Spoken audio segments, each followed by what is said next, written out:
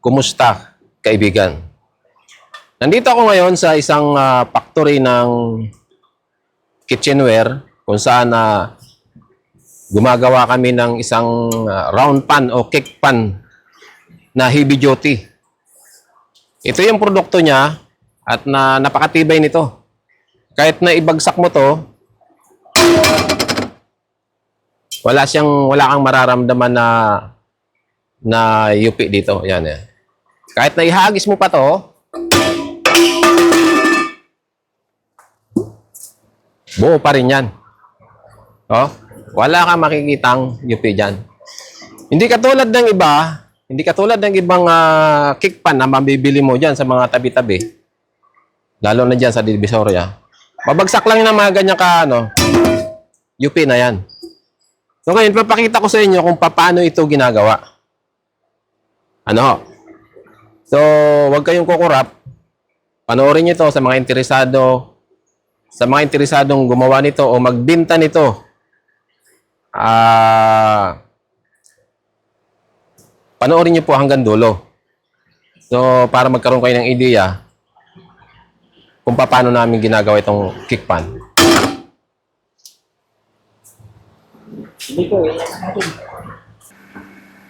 So, ito yung unang operation ngayon. Ito yung unang operation namin na kung saan dito namin ikakat yung materialis para makuha natin yung bilog na kailangan natin ng materialis. So, ito yung materialis na gagamitin natin. Ayan. So, doon na tayo magkakat muna sa plancha. Isang cut lang. Ayan. Okay. So, tutulungan na natin kasi mahirap ito isubo. Isang bagsak lang.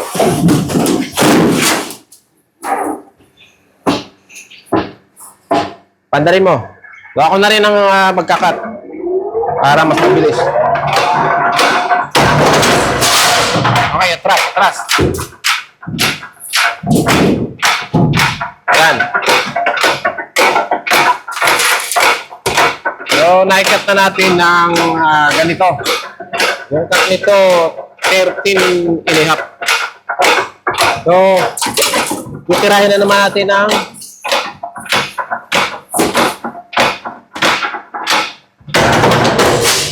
padyakan mo tol para makita ka. Ayan, sige.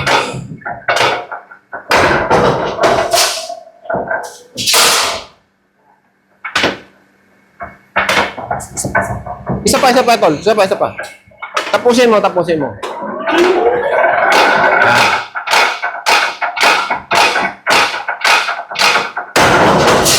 Ayan. Okay. Yan po ang unang operation namin. No?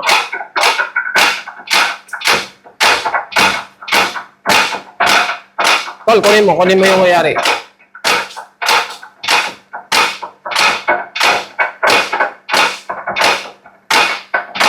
Yan. Ginawang kwadrado. Yan ang unang operasyon namin. So, pangalawang operasyon, bibilogin natin yung nakakwadrado na yan. Okay. Yan po ang pangalawang operasyon na yan. Ayan. Dinadaan siya muna dyan sa roller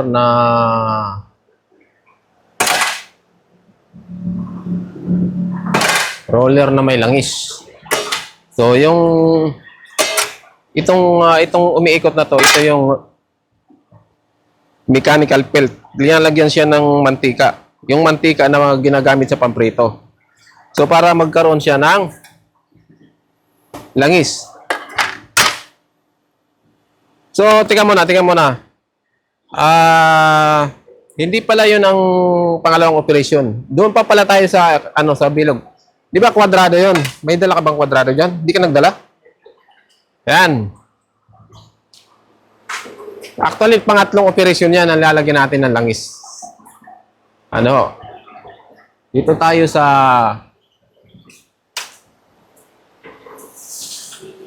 pangalawang operasyon yan. Yan.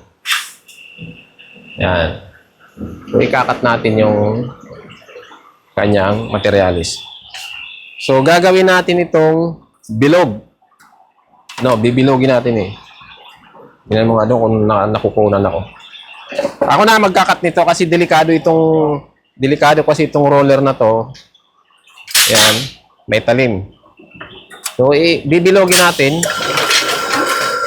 para makuha natin yung bilog. So, ito na yon, no? Yan. Yan. Ganyan siya. Pangatlo, yun na yung pinakita ko sa inyo kanina.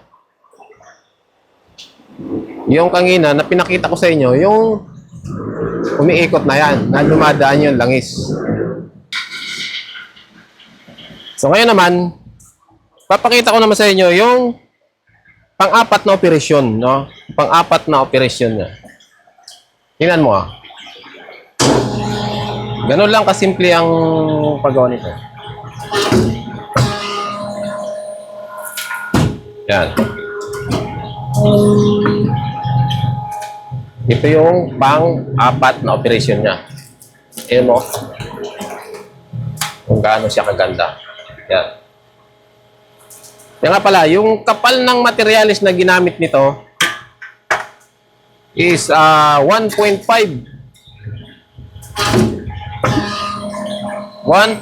mm yung kapal nito. Kaya kahit na ibato mo siya, hindi siya nayuyupi. At ang klase ng aluminum na ginamit nito, yung ano niya, yung tigas. Yung tigas, number 14, ang pinakatigas. So ngayon naman, papakita naman natin kung paano kinakat yung pinakalade niya. So ito yung panglima nating operasyon, ano. So kanina, sandali ito. Galing dun sa draw, kung makikita nyo, meron siyang labi na hindi pantay-pantay. Ngayon, sasalang natin dun. Salang mo tol. Ayan, salang mo tol. So ingat lang dyan kasi mamaya pag na-impit ka dyan, hindi sasantoy na kami dyan. Ayan kayo.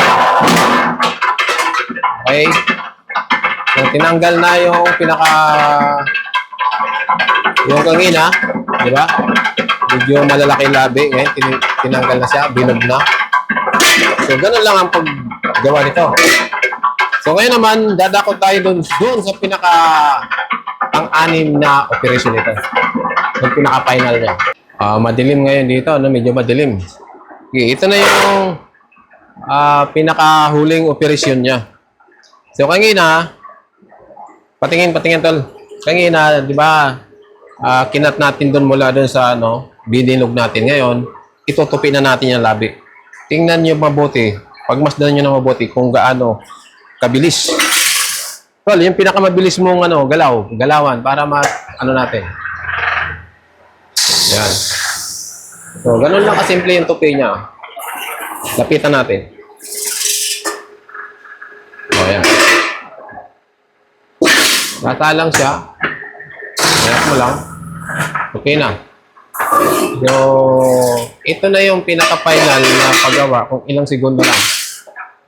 1, 2, 3, 4. Halos 4 seconds lang. 4 seconds lang tapos na yung pagtupi. Ngayon,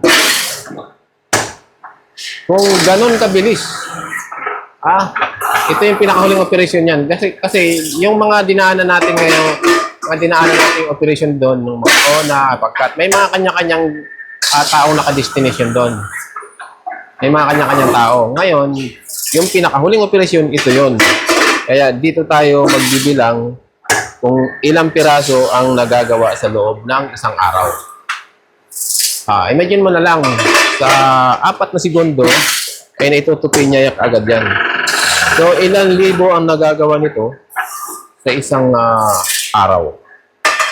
Kasi dati, kapag ganun nakarami ang ginagawa namin dito, ganun nakarami, ang operasyon kasi nito, hindi ganyan. Dumadaan yan sa spinning na mano-mano, ganyan. So, ang 1,000, inaabot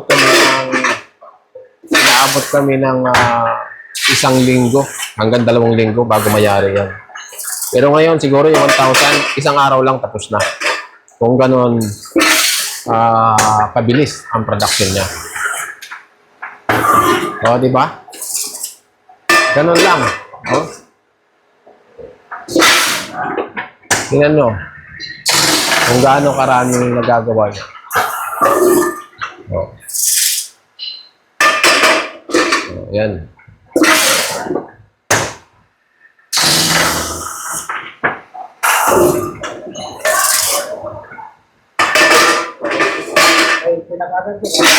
Oh. Ayan. Mani-mani lang. So, walang kahirap-hirap. Ngayon, itry natin, susubukan natin kung gaano ba talaga kahirap o kabigat yung pagtulak na yan. So, itatry natin, ha? Tatry natin. Tol, susubukan ko lang. Para maniwala yung mga viewers natin na pati tayo ay sumasabak sa mga ganitong trabaho. No? Kakambyo mo lang siya ng ganyan, ipitin mo, bababa mo to para mag-lock. Tapos tulak mo yung roller. So, ganun lang kasimple. Oh.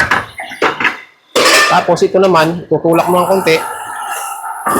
Yan, para umatras. Tapos kukunin mo na yung produkto. Yan.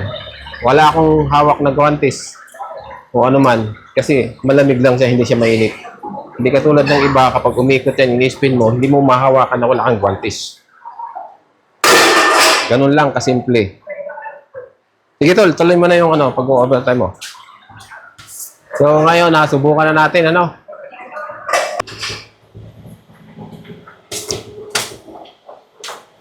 Ganun nga kasimple yung paggawa nitong round pan na to. Samantala sa iba, yung paghagod nito, hinahagod nila ito ganyan. Hinahagod nila yan. Nakikita ko talagang hirap sila dyan. Tsaka marumi. Hindi katulad nito na kukunti lang ang tao pero ang production niya napakarami. Mabilis. At kung sinong may gusto magbenta nito, PM lang kayo o kaya mag-comment kayo dyan sa baba. Sa comment section, mag-comment ko kayo dyan. At sa mga gusto magpa-shoutout dyan o magpa-promote sa kanilang mga vlog o mga nag-uumpisa pa lang katulad ko, comment lang po kayo sa baba at isa-shoutout po kayo. At bago tayo maghiwa-hiwalay, kung ikaw ay hindi pa nakasubscribe sa channel ko, mag-subscribe ka na at pakipindot mo ang bell button para updated ka sa mga video na aking i-upload. Siya nga pala, shoutout kay Nol Vlog at sa kay Isidro Bahar Vlog dyan po sa Masbate. At sa kay Papa Jones TV dyan po sa Masbate, ang biyaherong Masbateño pero hindi babaero. Yan lang po. Maraming salamat. Bye-bye.